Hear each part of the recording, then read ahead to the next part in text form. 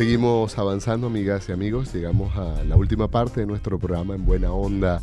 El día de hoy, miércoles, como todos los miércoles, dedicamos la conversación a reflexionar sobre temas del pensamiento, y hoy especialmente estamos hablando de la filosofía para niños, y para ello nos acompaña el profesor Álvaro Márquez, profesor de la Universidad del Zulia, profesor de la Universidad Cecilio Acosta. El tema que nos une, la filosofía para niños. Así es, y salvo el bachillerato en humanidades, la filosofía no se enseña ni a los niños ni a los adolescentes, pero eso en otros países no es así. En España, en Argentina, creo que en el mismo México sí se enseña. Sí, se enseña. ¿Usted cree que convendría hacer una reforma curricular? Bueno, dentro de las reformas curriculares en las que casi ya en Venezuela se ha hecho una especialización, otra ciencia más la educación, porque hay reformas curriculares que implican 3 formas de currículo en un solo año.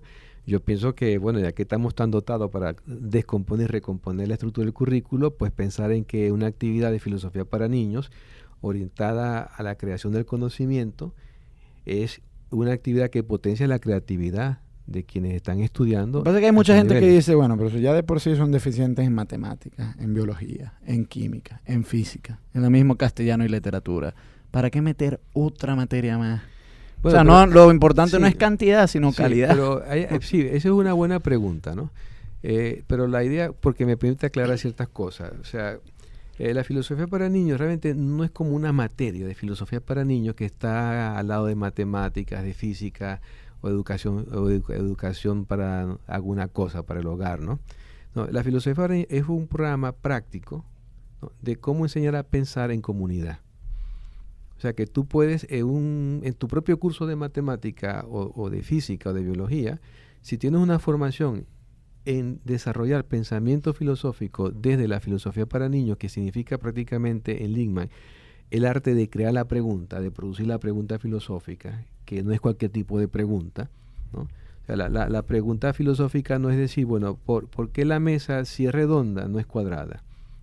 O sea, la pregunta filosófica implica a que la pregunta se le hace a un usuario de mesas redondas y cuadradas para saber entre ellos cuál es la diferencia. Entonces, no es solamente decir una pregunta que puede ser artísticamente bonita o interesante, ¿no? Entonces, el programa de Lippmann es una práctica filosófica del aprender a pensar. La formación que hacemos nosotros en Filosofía para Niños, en la UNICA, en el Centro de Filosofía para Niños, que coordina y dirige la profesora Beatriz Sánchez, es enseñar al docente a construir esa práctica dialógica de cómo pensar filosóficamente. Entonces, ese docente lleva esa práctica de filosofía para niños a su área de especialización o a su área de trabajo particular. Entonces, él puede desarrollar formas de enseñar las matemáticas de filosofía para niños, pero no es porque hay que abrir una materia que se intitule filosofía para niños para que eso se le dé a los niños. Ahora, yo aquí veo una cosa muy importante, ¿no? Que para que estas cosas prosperen, la educación tiene que alejarse de la enseñanza dogmática, que es lo que yo creo que ha privilegiado la educación venezolana, y ese ha sido pues el gran perjuicio que se le han hecho a muchos niños. Es decir, que cuando ellos llegan se les enseña esa cosa y la verdad es que no hay posibilidad de discutirlo. Un catecismo. Sí, un catecismo, exactamente. Pero además no un catecismo estrictamente religioso, sino un catecismo, el religioso obviamente es, ¿no? Bueno, pero además un catecismo extendido a áreas que no son propiamente cuestiones religiosas, sino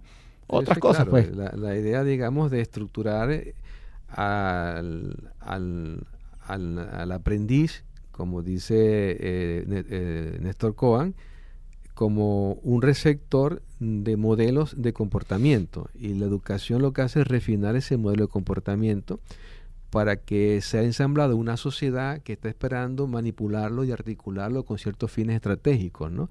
Entonces ahí nos damos cuenta de que hay una traición a la educación como forma de pensar.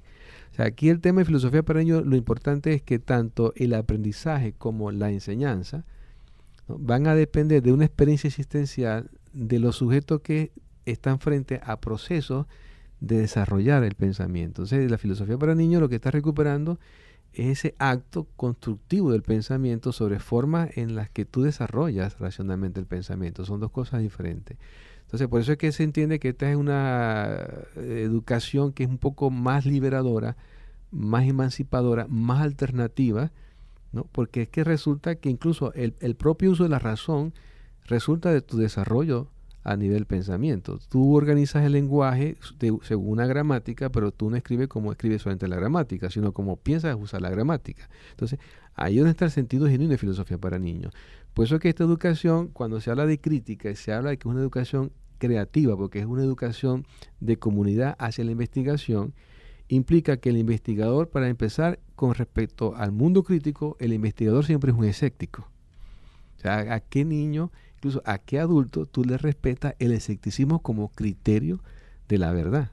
Entonces, ¿por qué? Porque es una dogmática que la verdad ya está impuesta, está construida, culturalmente ya se ha asociado a un valor y que eso es indiscutible. Entonces, la idea de filosofía para niños, matizando algunos aspectos, va sobre esa concepción de la realidad como algo sobre lo que siempre somos unos escépticos. Parece que ya hay algunas cátedras en el bachillerato que ya el mismo contenido de ellas parece limitar las potencialidades escépticas del niño. Por ejemplo, la cátedra bolivariana. Ya ahí eso presupone que Simón Bolívar es el gran héroe. Y ahí el niño no tiene ninguna posibilidad de plantearse un revisionismo histórico de ver, bueno, vamos a ver, a lo mejor las cosas que hizo Bolívar no son muy destacables. No me parece que hubiese mucha disposición para que el niño cuestione. Bueno, porque ahí estás asociando algunas cosas, ¿no? O sea, ya el hecho pedagógico del aprender a pensar ya escapa en sí mismo a un contexto en donde el hecho pedagógico está referido, ¿no? Que es la forma política del uso de ese hecho pedagógico. O sea, aquí tampoco podemos caernos a falsas expectativas, ¿no? O sea, el tema es mucho más complejo, no solamente las relaciones políticas de cómo se induce o se infieren conductas a través de un hecho pedagógico, que resulta ser un reforzamiento doctrinario, incluso a veces más perverso que tradicionalmente ha hecho la religión, sino, por ejemplo, las formas éticas de esos contenidos políticos del hecho pedagógico, ¿no? Entonces, tenemos una sociedad que nos ha ido cercando, nos ha ido acorralando, una sociedad de la represión, del control, ¿sobre qué? Sobre formas auténticas, genéricas, originales, en donde el pensamiento es un pensamiento subjetivo de alguien. Entonces estamos luchando precisamente con una especie de descolonización de estos fenómenos sociales que siguen presentes, ¿no? No estamos diciendo que esto únicamente está en una época prehistórica, no. Siguen presentes, no dejan de resistir su presencia a esta crítica e imponen esta presencia de forma recurrente. O sea que tenemos entonces en el hecho pedagógico una especie de batalla, de conflicto, que hay que resolverlo de la forma más cotidiana posible. Ahora, una cosa muy importante en la educación, y yo que soy profesor de la Escuela de Educación y Humanidades, es la importancia de los juegos. ¿Qué juegos podría usar un filósofo para...? Mira, eso está abierto a la imaginación. No solamente juegos clásicos, tradicionales, que tienen que ver con cultura, con formas de folclore, con formas de regionalismo, que todos los tenemos, sino que incluso los mismos niños, entre ellos, se producen relaciones de cuestionamiento y de intercambio de cosas que implican jugar. O sea, el juego como un acto que licencia la capacidad para actuar libremente.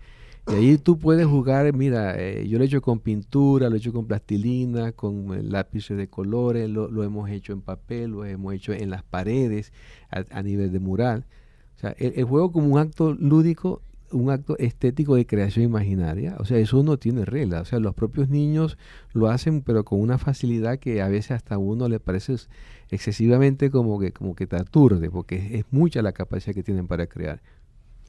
Muy bien, de verdad que estamos muy contentos de tener al profesor Álvaro Márquez aquí con nosotros. Hemos conversado sobre este tema de la filosofía para niños. Nos quedan abiertas muchas opciones, muchas posibilidades, pero creo que en definitiva la idea es cómo ese desarrollo del pensamiento que están generando nuestros niños desde pequeños, nosotros como padres, como amigos, como tíos o como maestros, podemos de alguna manera permitir que ese pensamiento se desarrolle, se amplíe, se convierta en cada vez, que pueda formular cada vez nuevas preguntas y no que más bien se adquiera un molde, se cierre o se someta pues muchas veces al dominio de la escuela, que en muchas veces en nuestra escuela, lejos de ampliarnos el horizonte del pensamiento de una racionalidad mucho más amplia, pues lo que hace es muchas veces cercenarnos nuestras